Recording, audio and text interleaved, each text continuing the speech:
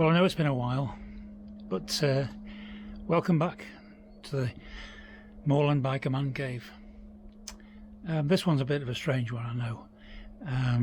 Way back on St George's Day, I was invited to lead a procession from the Yew Tree at Cauldon by my good friend Dan. It was all sorts. Model T Ford, a few tractors, as they say, classic vehicles, one or two other motorbikes, but I did it on Daisy, a sidecar outfit. And I recorded it, or I thought I recorded it, but technology let me down, and when I went to go through it, it hadn't recorded. It let me down full stop. So it was too nice a run, too nice a route, if you like, to ignore completely and just forget it. So what I've done is I've been out and rerun the route on my own, effectively. All I ask you to do is try and imagine, if you possibly can. There are one or two maybe video clips that show the vehicles that were involved, but if I can't find them, I can't find them. Try and imagine a long line of varying different sorts of traffic behind me as we take this run over through the Weaver Hills down into the Chernet Valley, pointing out all sorts of points of interest on the way. It's a nice video in itself, but it would have been even nicer if it could have included the run as it took place. But never mind. It is what it is. Now, oh yeah, thank you to all those who responded to my ponder, shall we say, in the last video.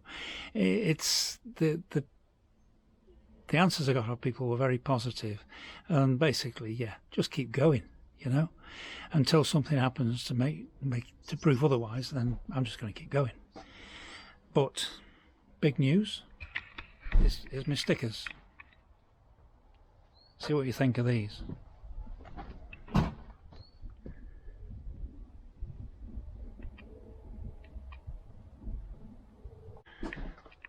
I've had a load of them printed and made. They're vinyl stickers, they're not bad. And if anybody wants one, one or two people have shown interest already, but if anybody wants one, just let me know in the comments. But yeah, anyway, Moorland Biker stickers, eh? Whatever next. Right, thanks for watching. Enjoy the video if you can, and give us a thumbs up, and subscribe, of course, if you haven't already done so. Thanks anyway. See you in the next one.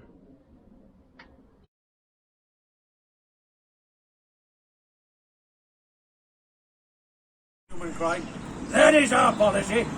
You ask, what is our aim? I can answer in one word. It is victory. Victory at all costs. Victory in spite of all terror. Victory however long and hard the road may be. For without victory, there is no survival. Let that be realized. No survival for the British Empire. No survival for all the urges and impulses of the ages. The mankind may move forward towards its goal. But I take up my task with buoyancy and hope. I'm sure our cause is not to suffer, to fail amongst men. At this time, I feel entitled to ask the aid of all. And so I say, come then, let us go forward together with our united strength. Afternoon, ladies and gents, and welcome back aboard.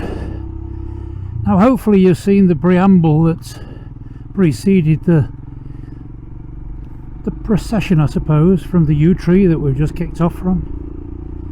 I know it's a little bit strange, rerunning a route of something that happened months ago, but this was the St George's Day procession from the Yew Tree. The reason I'm having to do this all over again is because I did film it. At least I thought I was filming it, but when I came to look at the footage, there wasn't any. The camera had let me down. Well, either the camera had let me down or my controlling of it had let me down. Either way, the drivers and riders of those vehicles that followed me all the way around this procession, they wouldn't have been too happy to do it all over again. So I waited my opportunity, and I'm just going to take you on the procession. I'm hoping that I managed to get the little shot of Winston Churchill and his pep talk at the front of this video, but if I haven't, apologies.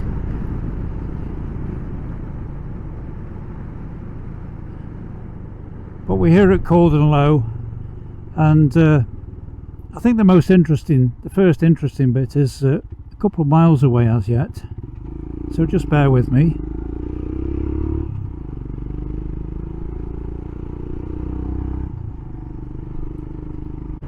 Now this little range of hills up to the right of us, these are known as the Weaver Hills. This is one of the nicest bits of the ride, of the procession I should say, up over the Weaver Hills. You've got to try and imagine that I've got a long trail of all sorts of different vehicles behind me. What I was really proud about was the fact that the vehicle right behind me was a Model T Ford. There was all sorts of vehicles, classic vehicles, one or two tractors as they say, and I suppose being able to ride it again like this, it means I don't have to travel quite so slowly as I did to keep the Model T in my sights. But like I say, this is the Weaver Hills, and the views from up here are quite tremendous really.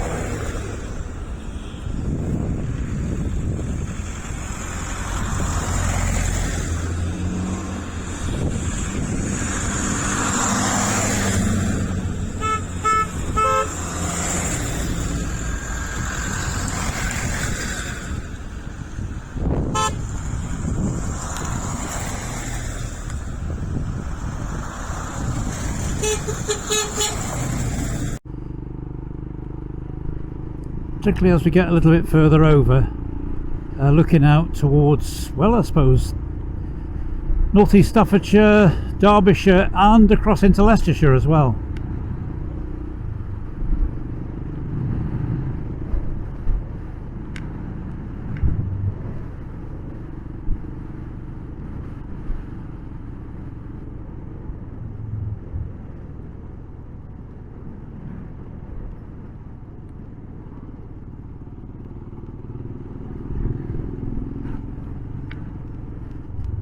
Look at the view opening up for us now.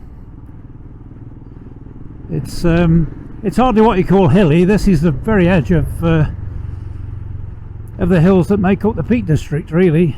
But like I say, we're looking out over North East Staffordshire, Derbyshire and well, South Derbyshire, and across all the way into Leicestershire. Now there's a viewpoint across here I'm going to stop at because I'd like to take a photograph.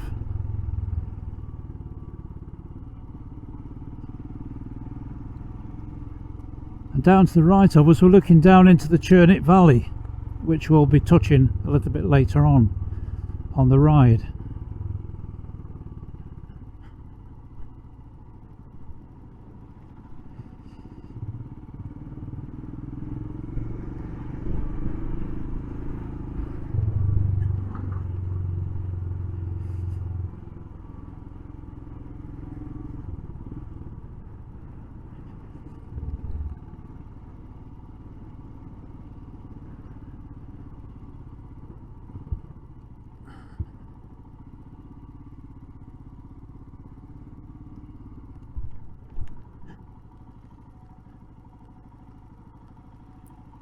It is indeed an absolutely beautiful view from up here.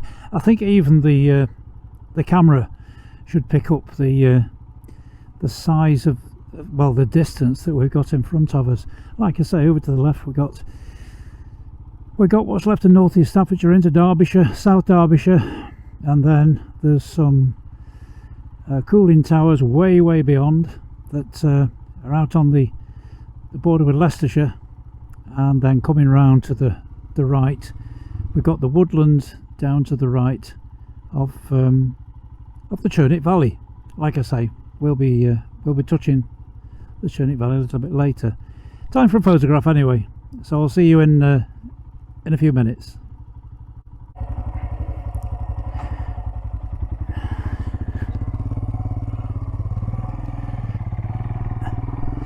Time to go anyway for a little bit of seasonal refreshment, shall we say.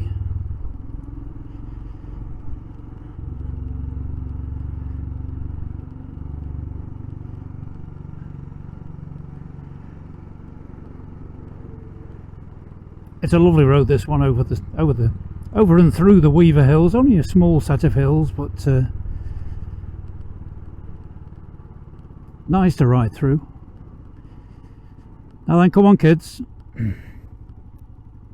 join your mothers. I know they're not kids, they're calves. Never mind, you know what I mean.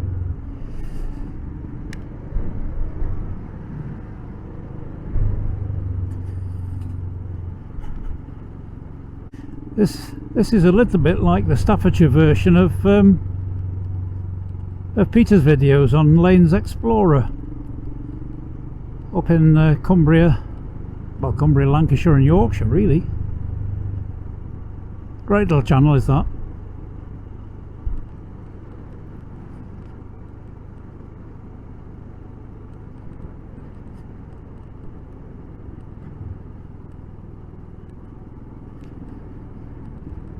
With Peter on his hunter.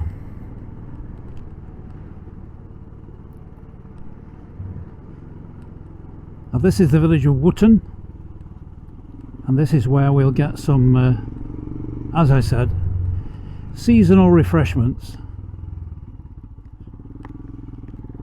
Hopefully. I'm sure it'll be open.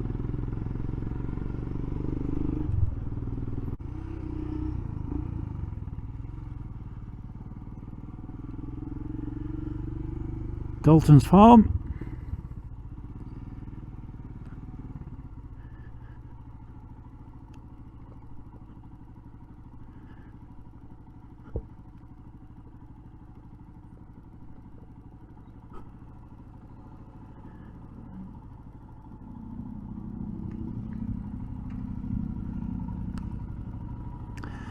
Home with some of the nicest ice cream around.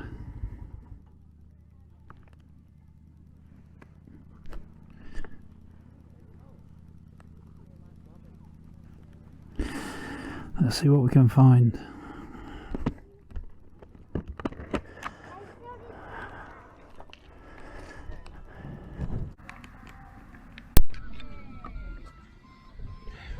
A particularly nice ice cream, this is too.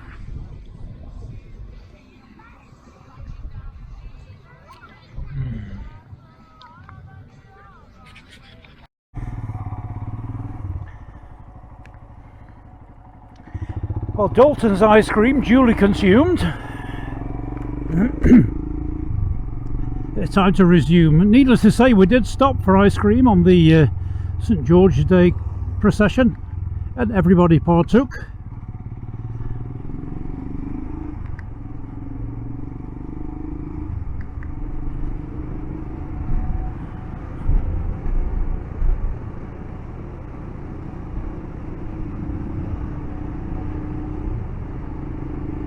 Now we're going to take a right turn. We passed through the village of Wootton, but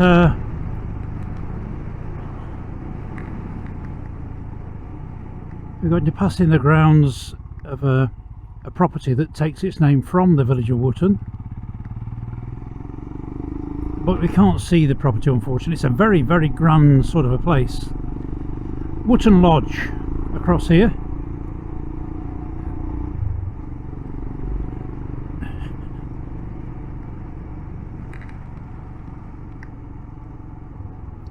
Which have been owned by the Bamford family for quite some decades now. That's the entrance to Wootton Lodge down there on the right.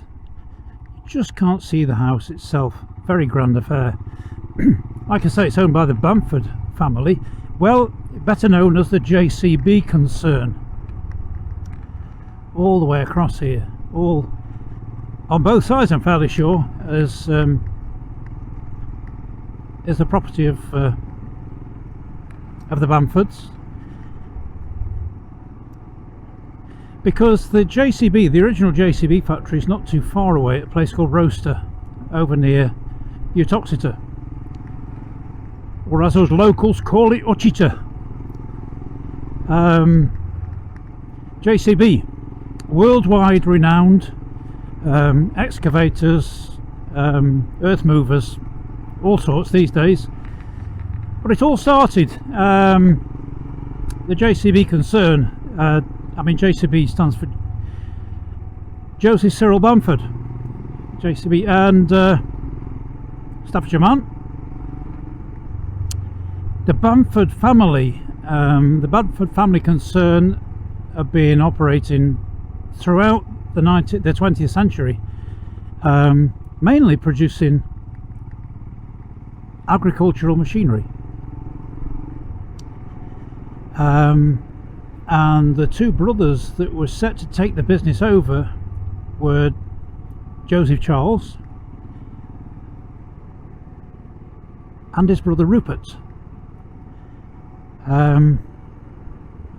Joseph Charles was a very inventive sort of a character, and he could see a way forward that the others really couldn't, the rest of the family members really couldn't see. They said he wouldn't make a success of it. It was a little bit too out there, shall we say. But he actually started by making hydraulic tipper trailers, in actual fact. But around about, it was just before 1950, 48ish, something like that, Joey, as he became affectionately known, took a standard tractor and mounted a loading shovel on the back, and a rear hoe on the back, yeah, a loading shovel on the front, I should say, and a hoe, a back actor as we used to know them, on the back, a digger bucket on the back, and a loading shovel on the front. And that was effectively what became the first, what we know as JCB. Started painting everything yellow, and that initial machine became what was known as a 3C, and it was the 3C, later the 3CX, it was the 3C that really put the company on the map. This is all Bamford's estate on both sides of us here. It's parkland. They've got a massive estate.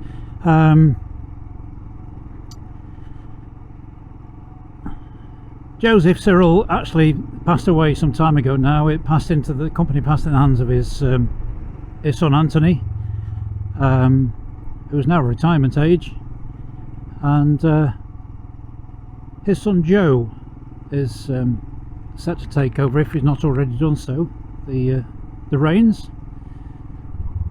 But it's a massive concern.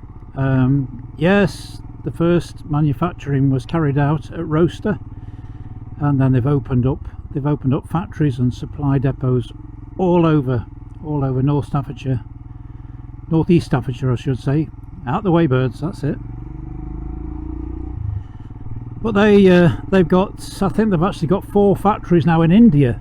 So many companies take the manufacturing processes out to the east for economic purposes. In 2017 they opened a factory in Russia, but due to the problems and the sanctions in Russia at the minute, that factory is no longer operating, not for the time being anyway. But yes, they are all over the place, not just diggers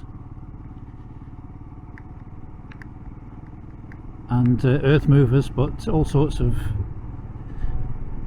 earth moving machinery, tractors, loading shovels, all sorts of stuff, all painted yellow. Those letters JCB emblazoned on them.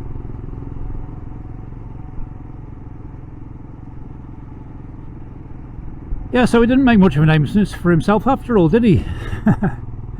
Back in my engineering days, I worked at a copper factory, effectively producing electrical contacts and copper piping and all that sort of thing. And a lot of my fellow apprentices, after they completed the apprenticeship, because they lived over this way, a lot of them took the work across to JCB. Back in the day, you didn't go for a job at JCB, you went for a job at Joey's. It was known affectionately as Joey's was the company and the factory where a lot of them went to work.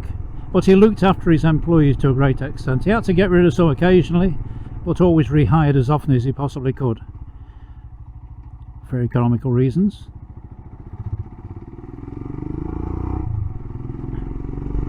But just a little bit further along here, on the left hand side of us, you can't see it through the trees at the minute, but it is there, is another internationally famous name.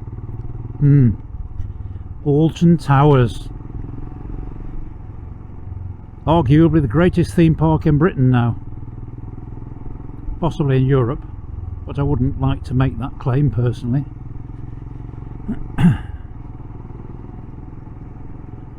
Back in my days as a policeman, this place, Alton Towers,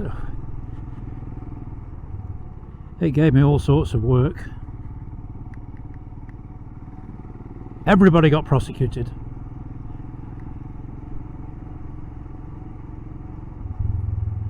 Unpaid entrance, a lot of shoplifting, quite a bit of drunkenness as well. But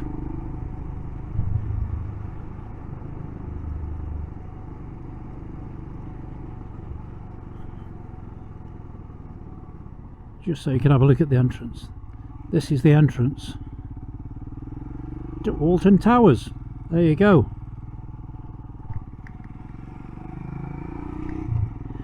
Well, that brings out at Farley.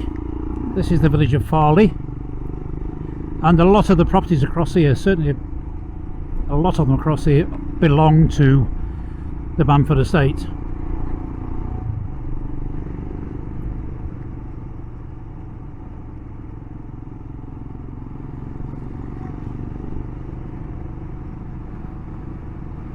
And looking down over to the left of us, we're looking down into the Chernet Valley, which is where we'll be dropping into in the next few minutes.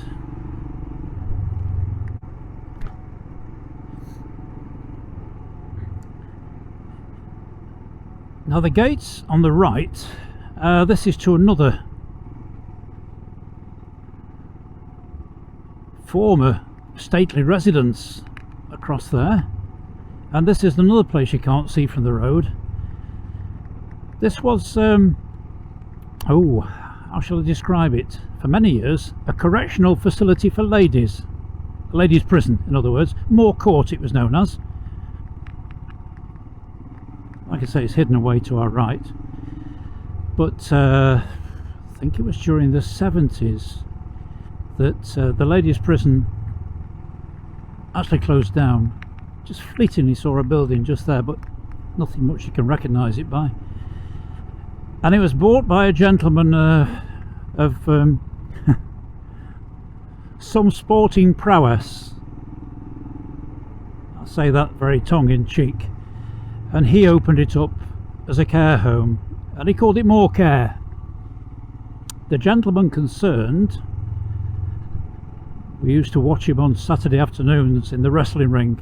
Kendo Nagasaki was his ring name. Always wore a mask.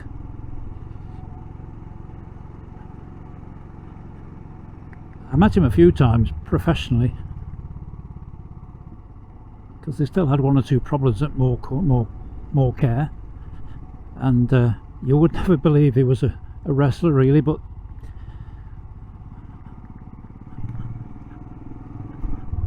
that was Kendo anyway. Kendo Nagasaki.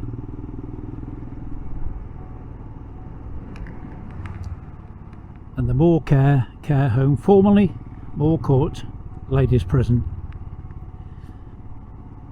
Now this brings us nicely down into the Chernet Valley,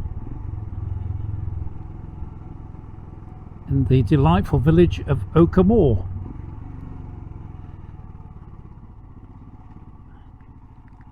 Which is where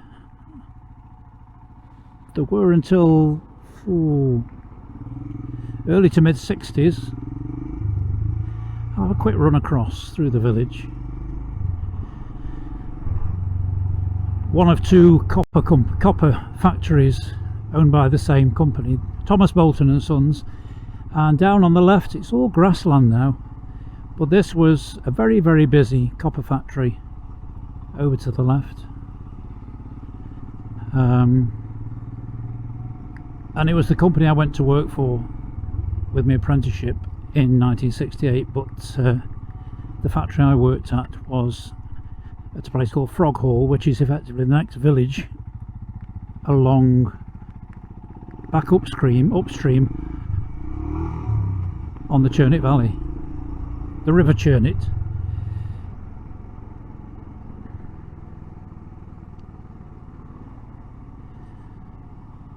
That's the River Chernet we're just crossing. Very tranquil today. Like I say, Oakermore really is a nice little village.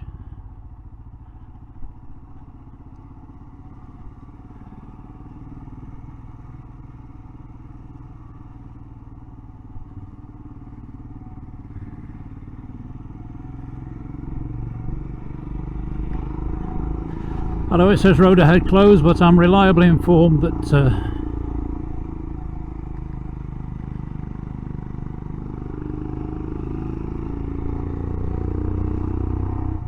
the turn off I want to get to is still open. This steep hill we've just come up, and it is a steep hill, I know the camera doesn't show its steepness, but this certainly was, prior to COVID, used for an annual hill climb event for classic vehicles. And I'd more or less got it agreed that I would be able to use my Triumph sidecar outfit because of its classic heritage, I suppose, really. But it's another thing that was put a stop to by COVID, in actual fact, was the hill climb. Always well attended.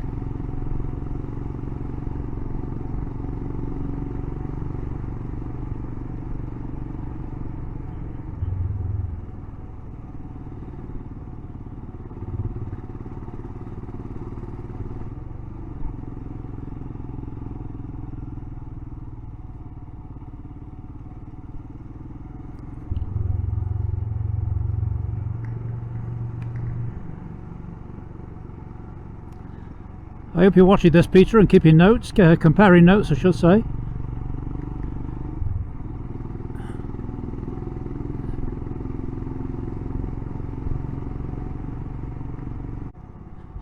Down to the left of us was a massive sand quarry, BIS, British Industrial Sand, down to the left there.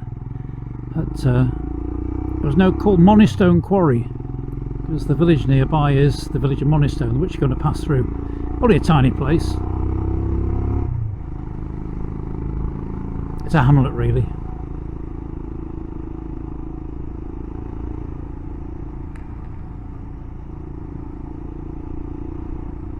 Still lovely views on a day like today. But this has taken us out of the Chernet Valley and back up on towards the moorlands.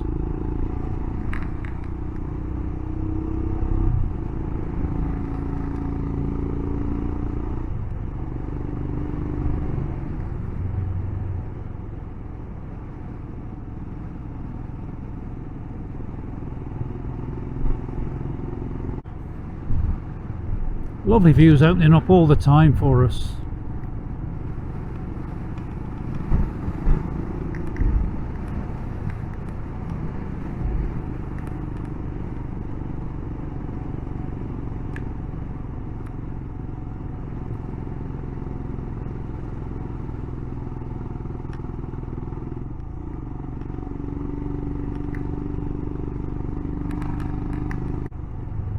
Look at that view.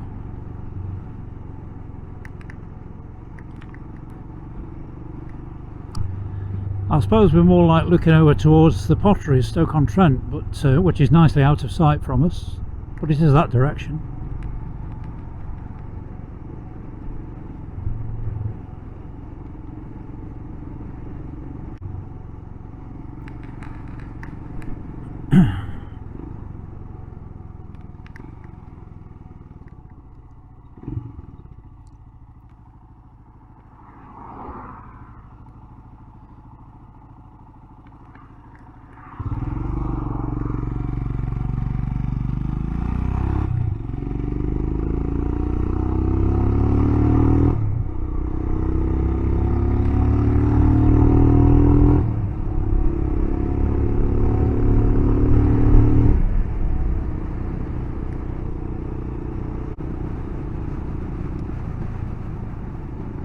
I suppose it's a shame to finish off on a main road like we are doing, but we've had some nice lanes.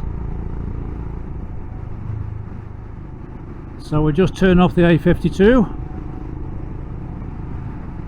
which I suppose really is the main Stoke to Ashbourne road.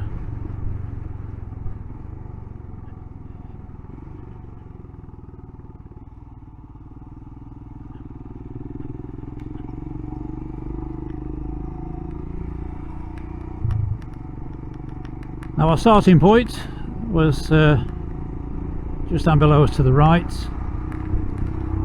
the Yew Tree at Cauldon. Well, it's between Cauldon and Cauldon Low really. Run by my good friend Dan, a fellow motorcyclist, enthusiastic motorcyclist as well. So, thanks for watching. I know it's been a strange one, trying to replicate a run that took place months ago on St George's Day, but it was too nice a route, too nice a run not to bother with, if you know what I mean. So, like I said, just try and imagine a long line of all sorts of vehicles tailing off behind me into the distance. Was a great day for it. It's just unfortunate technology let me down. So if you have enjoyed it, thanks for watching, and as usual, if you give us a thumbs up, I'd be grateful. If you've not subscribed already, then it doesn't cost anything and it does help me no end. It helps the algorithm. I never really understand what the algorithm means anyway. YouTube seems to change it all over the place, but yeah, thanks again. And if you've got any constructive comments to make, by all means make them. I do enjoy replying to comments. So thanks again. I'll see you in the next one. Should be probably a fortnight's time, because I've got 10 days in Scotland, including a visit to Orkney in the caravan, in the camper van I should say. So that'll curtail my activities again.